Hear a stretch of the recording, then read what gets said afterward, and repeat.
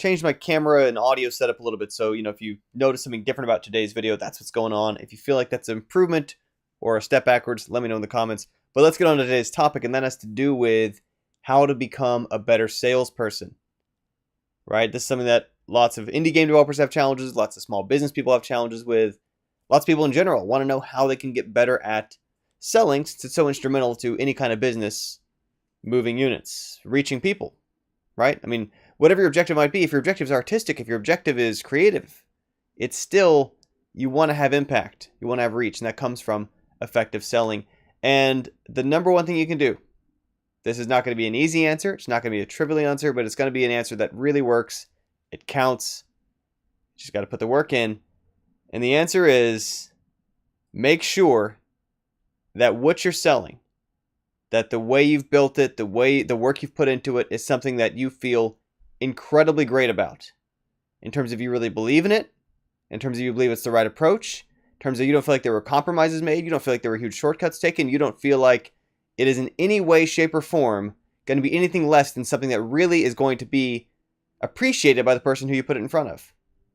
Because this is what it's all about. It's because once you've done something with sufficient integrity and tested it to make sure that it works and been able to demonstrate results for people from it, then you're helping people by sharing it with them. You're going out of your way because you are cheating them out of it if you don't let them be aware of it, if you don't make them aware of it. And that includes if there's a price tag on it. As long as the cost is less than the value they're going to glean from it, then again, you're doing them a favor to make sure that they're aware that here's this thing that can really be beneficial to them, right? That again, can really, if it's done right, can potentially transform their life.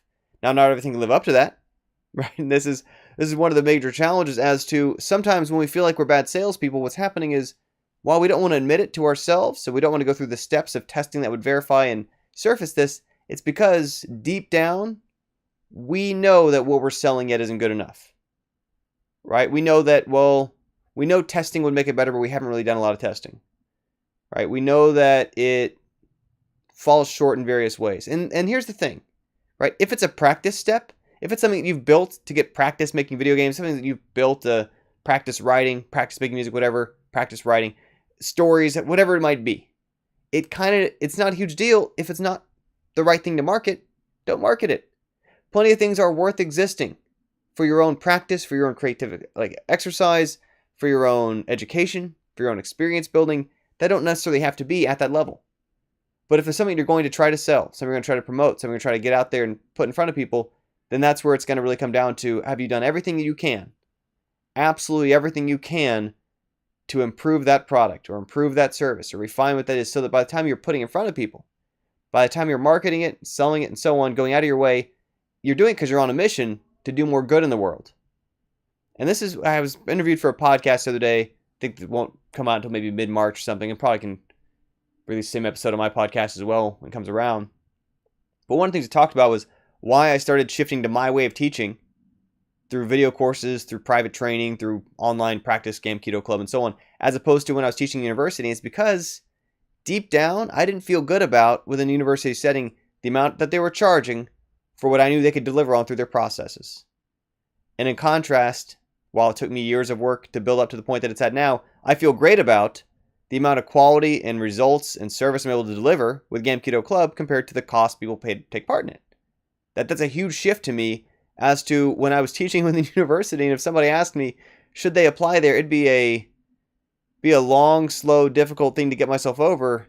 Guilt over not feeling good about how the university system today works, at least for our field, at least in certain, what people want out of it and so on, is maybe a mismatch in a lot of cases. And as I talk about, lots of disclaimers on the podcast interview too, because for some people, it's still the right fit. Depends what they're looking for, what they want out of it, what track they're on in life.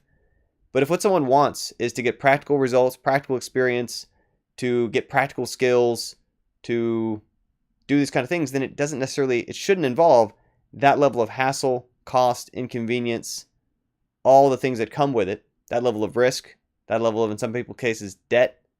Shouldn't be what it takes just to get some support, just to get some peers, just to get some networking, just to get some connections and some productive activity behind you.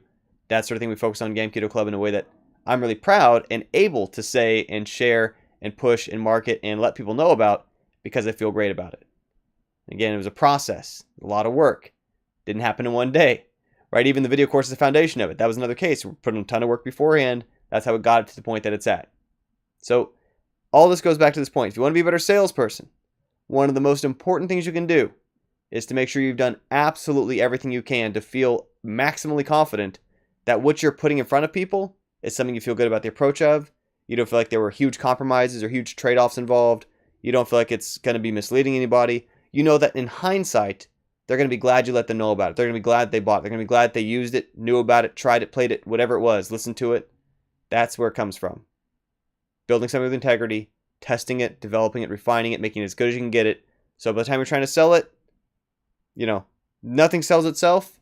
But if nothing else, it's about making sure you're not holding yourself back with a whole bunch of guilt, with a whole bunch of issues, a whole bunch of insecurities built around the fact you hadn't quite put into it what needed to, or that you're out there promoting somebody else's thing you don't feel right about.